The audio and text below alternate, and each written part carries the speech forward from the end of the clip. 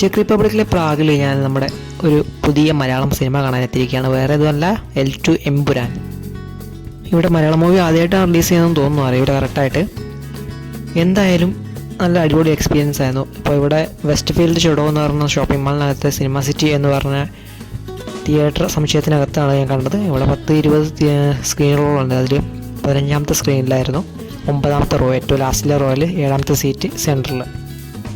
യൂറോപ്പിലൊരു തിയേറ്ററാണെന്ന് വെച്ചിട്ട് അത്ര മുന്തിയ ഒരു തിയേറ്റർ എക്സ്പീരിയൻസും സൗണ്ട് ക്വാളിറ്റിയും ഒന്നും കിട്ടിയിട്ടില്ലായിരുന്നു.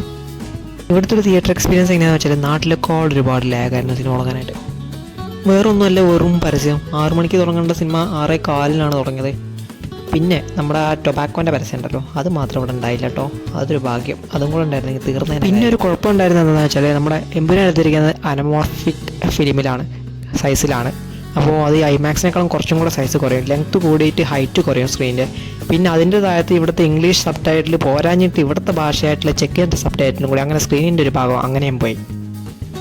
പിന്നെ നാട്ടിലെ പോലെ സ്നാക്സ് അത്ര കത്തിയില്ല എന്ന് തോന്നുന്നു, അറിയില്ല. പിന്നെ ഒരു ഒറിയോൻ്റെ പാക്കറ്റ് 4 ചെറിയ ബിസ്ക്കറ്റ് ഉള്ളത് ഇവിടുന്ന് തിയേറ്ററിനകത്തേക്ക് ടിക്കറ്റ് സ്കാൻ ചെയ്ത് കയറുമ്പോൾ അവർ ഫ്രീ. സിനിമയെ കുറിച്ച് പറയുകയാണെങ്കിൽ അപാര മേക്കിങ്ങും സംവിധാനമൊക്കെ ആയിരുന്നു, ഒക്കെ അടിപൊളിയാണ്. പക്ഷേ നമ്മുടെ മൊത്തത്തിലുള്ള സ്റ്റോറി നമ്മൾ പ്രതീക്ഷ അത്ര പോരായിരുന്നു. ഒരുപാട് ഓവർ ഹൈപ്ഡ് ആയിരുന്നു മൂവി. എന്നാലും ഒരു മലയാള സിനിമ എന്ന നിലയിൽ അപാര മേക്കിംഗ്, ഹോളിവുഡ് ലെവലിൽ ഒരു തിയേറ്റർ എക്സ്പീരിയൻസിന് മസ്റ്റായിട്ട് കാണാൻ പറ്റിയ സിനിമ തന്നെയാണ്.